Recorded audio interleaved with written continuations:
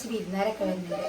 അപ്പോൾ ഓർക്ക് നമുക്കൊരു ചെമ്മീൻ ബിരിയാണി ഉണ്ടാക്കി കൊടുത്താലോ. പിന്നെ ഉണ്ടാക്കണ ഞാനല്ല കേട്ടോ, എൻ്റെ താത്തയാണ്. പക്ഷെ അത് ക്യാമറയുടെ മുന്നിലേക്ക് വരൂല, എന്ത് ചെയ്യാ. അതിനായി ആദ്യം മുളക് പൊടി, മഞ്ഞൾപ്പൊടി, ഉപ്പും തേച്ച് കുഴച്ച് വെച്ച ചെമ്മീന് നല്ല രീതിയിലൊന്ന് ഫ്രൈ ചെയ്തെടുക്കുക. ഇനി മസാല തയ്യാറാക്കുന്നതിൻ്റെ മുൻപ് കുറച്ച് വെല്ലുള്ളി അതുപോലെ തന്നെ അണ്ടിപ്പരിപ്പ് മുന്തിരി ഒന്ന് റോസ്റ്റ് ചെയ്തെടുക്കണം. അതായി കഴിഞ്ഞാൽ പിന്നെ നമ്മൾ മസാല ഉണ്ടാക്കാനാണ് പോണത്.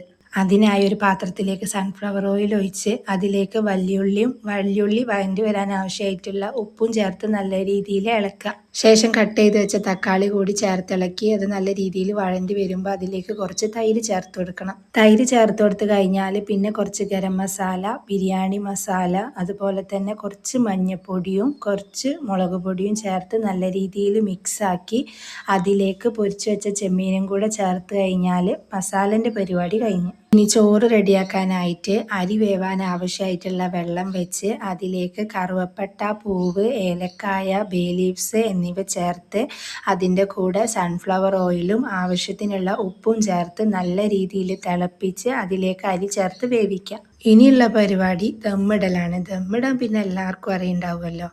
ദമ്മിടാനായി മാറ്റി വെച്ച പാത്രത്തിലേക്ക് ആദ്യം കുറച്ച് മസാല ചേർത്ത് കൊടുക്കുക. അതിന് മുകളിലായിട്ട് ചോറും അതിന് മുകളിലായിട്ട് അണ്ടിപ്പരിപ്പ് മുന്തിരിയും അതുപോലെ തന്നെ റോസ്റ്റ് ചെയ്ത് വെച്ച വെല്ലുള്ളി അതുപോലെ തന്നെ മല്ലിച്ചപ്പ് എല്ലാം ചേർത്ത് കൊടുത്ത് അവസാനം കുറച്ച് നെയ്യും കൂടെ ഒഴിച്ച് കഴിഞ്ഞാൽ ദമ്മിടൽ സെറ്റായി.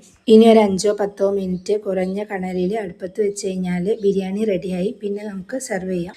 അപ്പോൾ ഇന്നത്തെ വീഡിയോ അത്രയേ ഉള്ളൂ. Thank you for watching.